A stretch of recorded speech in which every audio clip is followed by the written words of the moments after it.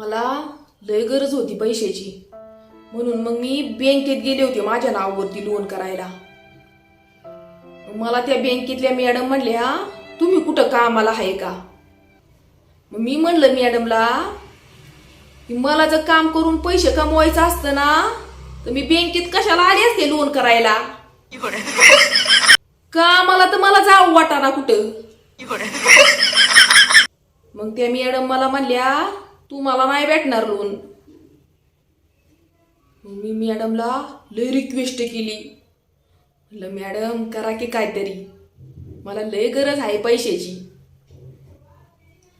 मग त्या मॅडम मला म्हणल्या तुम्हाला एवढीच गरज आहे पैशाची तर तुमच्या नातेवाईकांकडून थोडीफार मदत घ्या.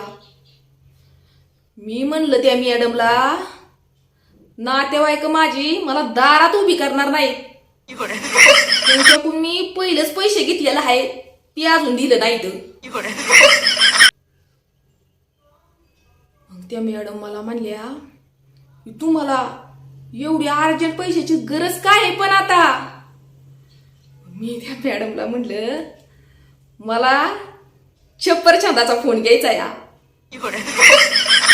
मग त्या मॅडमनी सिक्युरिटीला बोलावलं आणि मला बँकेमधून इज्जत मध्ये बाहेर काढलं.